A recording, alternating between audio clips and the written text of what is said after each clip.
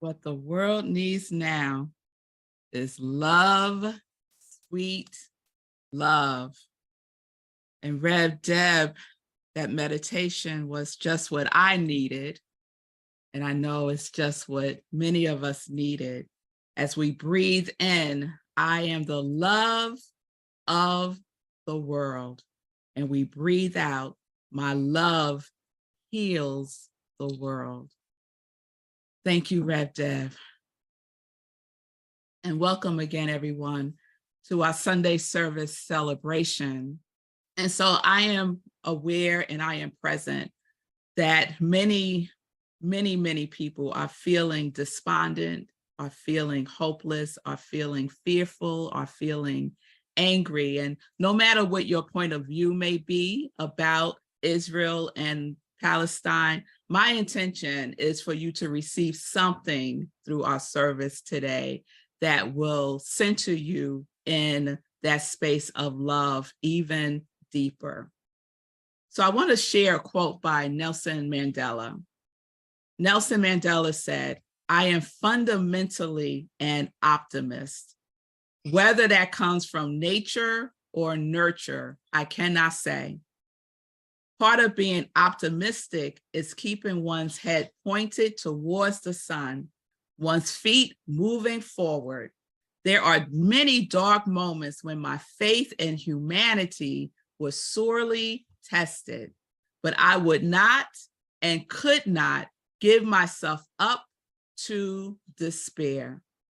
And that quote probably most accurately reflects my feeling when world events happen. I am optimistic. I am optimistic. I remain optimistic no matter what. So we are in our October theme, and I don't think it's a coincidence. You know, you may not know, but CSL creates these themes and topics like almost a year in advance. So there was no way for them to foresee that in October, our theme would be so necessary, let's say necessary, for the times that we find ourselves in right now. And so the theme for October is playing with paradox. And our topic today is shaking up your worldview. So I already shook up the service a little bit by going in a different order. But we also need to shake up usually recap our Sundays past, but I just want to get right into it today. So I'm going to read a list to you, and you tell me what you think this is a list of. Some of you may already know the answer because I posted it on my social media. But here's the list: Afghanistan, Algeria, Benin, Burkina Faso, Cameroon, Central African Republic, Chad, Colombia, the Democratic Republic of the Congo, Ethiopia, Ghana, Iraq, Israel, Ivory Coast, Libya, Mali, Mauritania, Mexico, Mozambique, Myanmar, I might be pronouncing that wrong, Niger, Palestine, Russia, Somalia, South Sudan, Syria, Tanzania,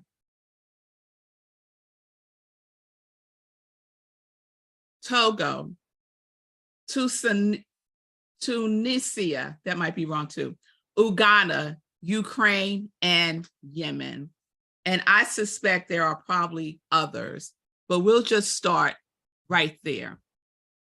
What is that a list of? Countries currently at war. Yes, Jan. 34. So I believe that war is like having a worldview of a hammer. To a hammer, everything is a nail.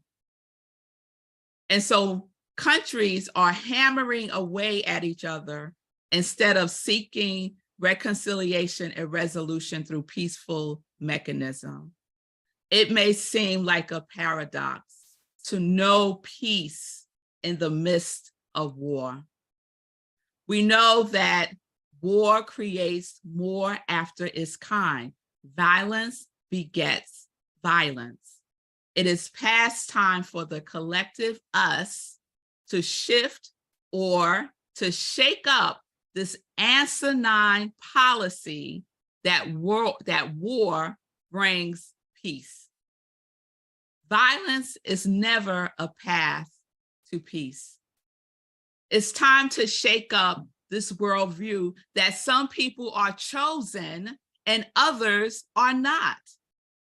It's time to shake up this worldview that a land can be discovered even when a nation of people are already living on so-called discovered land. It is time to shake up the worldview that Black and brown bodies are dangerous. It is time to shake up the worldview that we are separate and apart from each other. It is time to shake up the worldview that grassroots and community voices are representative of the representatives in the House of Representatives. It is time to shake up the worldview that the world news represents all the news in the world. By the way, let's be vigilant, very vigilant and conscious and discerning about what you are allowing into your psyche and your subconscious mind. Spending all day watching the news is not a way to maintain your good state of mind. Let me tell you, it is not. The news does not program paradox. The news is either or. The news has a way of desensitizing the loss of life down to numbers, ratings, and profits, to win or to lose, us versus them. So instead of binge watching the news, how about just be kind to your neighbor? So it's time to shake up the worldview that humanity's problems can be solved by military means. It has never worked. William Dembski, he's an American mathematician and philosopher. He said this: if your worldview starts with a problematic origin story, everything else is going to be infested. Let me say that again. If your worldview starts with a problematic origin story, everything else is going to be infested. So math is pretty exact. I think we could all agree on that. And I remember when I was in school and I had to take a math test, especially if it was long division, I would get so many wrong because I would forget to carry over the number. I would just forget to carry over the number. And once I would forget to carry over the number, guess what? I would get the wrong answer. I see some of y'all can relate to that. I'm not the only one, right? This one little error of not carrying over the number would impact the answer, and my answer will always be wrong. If I had a kind and compassionate teacher, they would give me partial credit, right? So what we are forgetting to carry over is love. We are forgetting to carry over love. And this is problematic. This era of not carrying over love in our thinking, in our feeling tone, in our seeing, in our believing, in our knowing, and being love itself will always cause the infestation of separation, oppression, and aggression.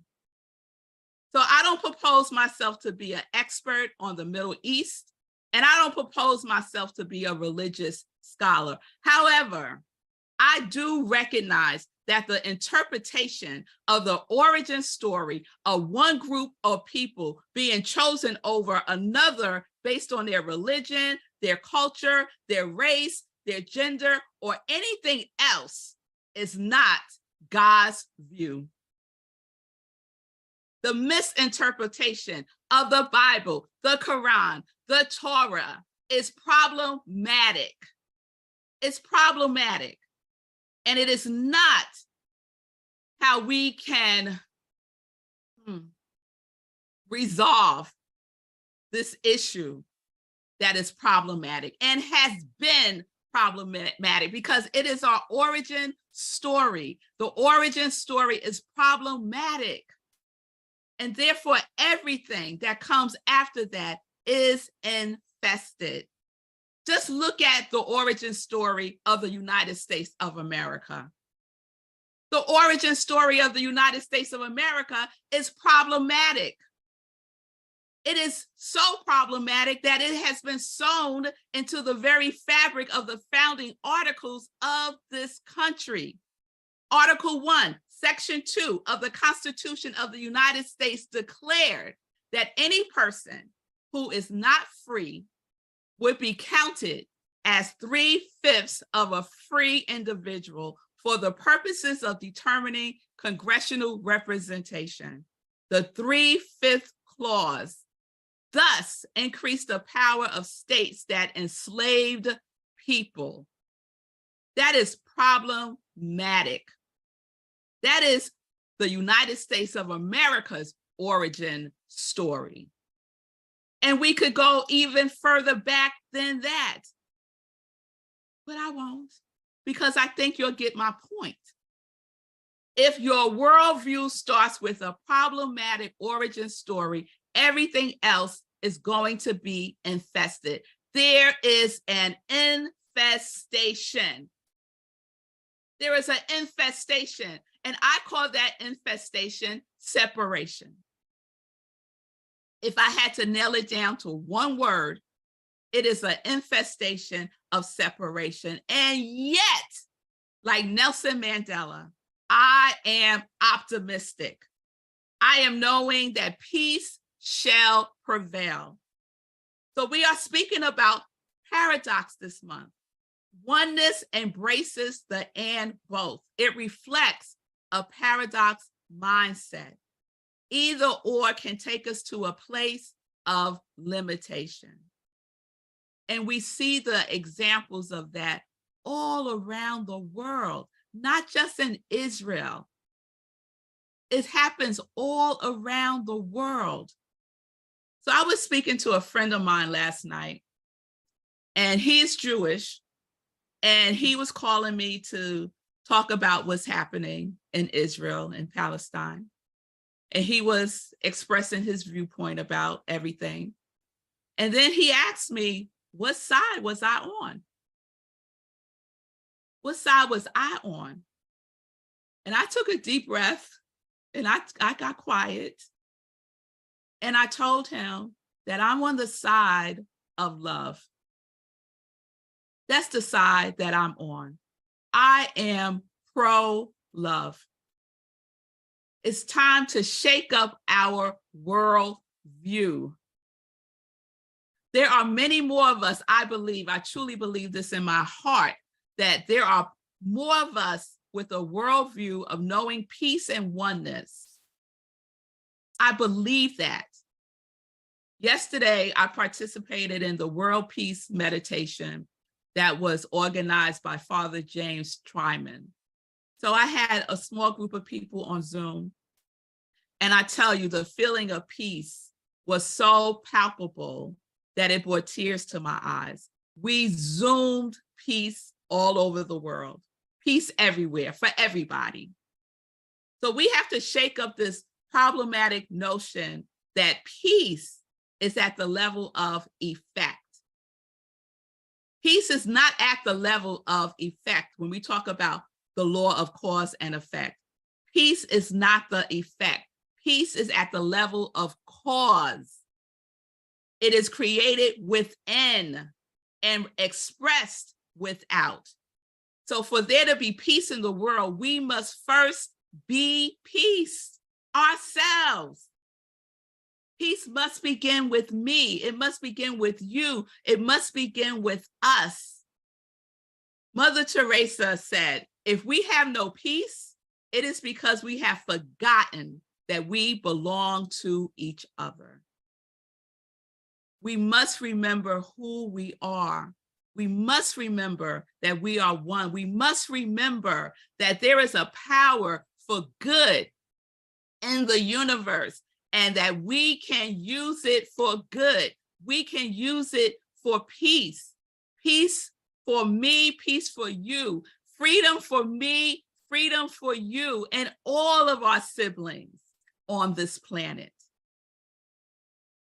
The American monk, poet, and social activist Thomas Merton said, peace demands the most heroic labor and the most difficult sacrifice.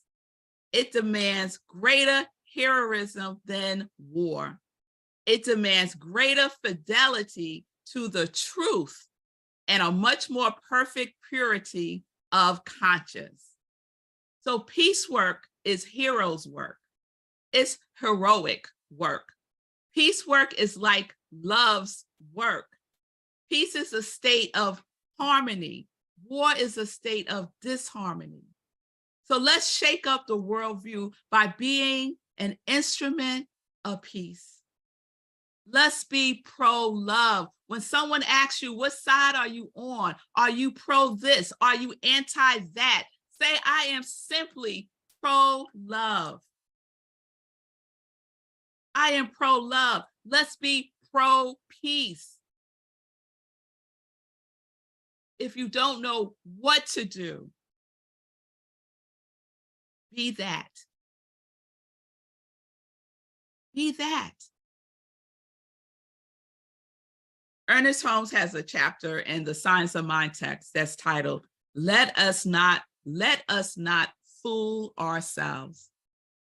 And he says this, that this, speaking about, specifically, he was speaking about spiritual mind treatment, affirmative prayer. He said that this is not a process of saying peace when there is no peace. So I'm not delusional about what's happening in the world, right? We get to know the principle of peace until it is demonstrated. We get to hold the power of peace until it is demonstrated. Peace is the power at the heart of God. So we shake up the worldview through the realization of peace. We are knowing only peace. We are feeling peace that surpasses all understanding. Because a lot of the times, I don't understand what is happening in the world. I just don't understand it. And I choose to spend my time and my energy and my consciousness and all that is within me focused on that which I do understand. I understand love. I understand peace. And so I give more of my time and energy to that. When I'm watching the news, which is very rare, I rarely leave that experience feeling peace. I usually have to go and get myself right back into my right mind, right? So feel the peace that surpasses all understanding. This is a peace that the world cannot take away, because guess what? The world didn't give it. And what the world didn't give, the world can't take away. So we shake up the worldview through the realization of the principle of peace, which is the power at the heart of God. Since we are one with God, then it is also the power at the heart of you through our unification with this one power. We are unified with the one power. We are unified with harmony. We are unified with peace, the one peace that is my mind and our mind.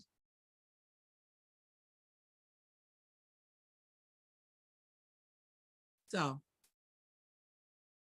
I invite you to practice peace with me now through the World Peace Meditation. And the World Peace Meditation uses the prayer by St. Francis of Assisi, make me an instrument of your peace. Make me an instrument of your peace. If you don't know what to do, become an instrument of peace. Tap into that which is within you. Peace is at the level of cause. Tap into that which you already are. You already are love. And so we get to demonstrate that. And we get to send this energy out into the atmosphere across this planet, including those 34 countries that I listed and even more. No one is excluded.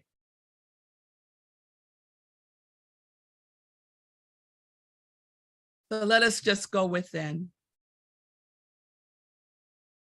And I'm going to play this song just to get us into this space that I'm speaking of.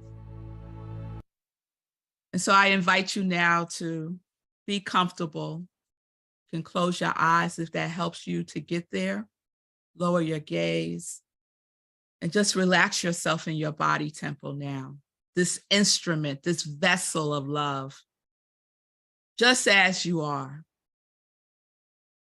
knowing that each one of us is a vessel of peace, that we are pro-peace, we are pro-love. Lord, make me an instrument of your peace. Where there is hatred, let me sow love. Where there is injury, pardon. Where there is doubt, faith. Where there is despair, hope. Where there is darkness, light. Where there is sadness, joy. O divine master, grant that I may not so much seek to be consoled. O divine master, grant that I may not so much seek to be consoled as to console, to be understood as to understand, to be loved as to love. For it is in giving that we receive. It is in pardoning that we are pardoned. And it is in dying that we are born to eternal life. And so it is. We got love. We got love. We got love. Love always wins. We got love. We got love. We got love. Love always wins. Let us know this today and every day. We got love. We can shift the worldview with love, the love that we are. Yes? Yes. So peace and blessings.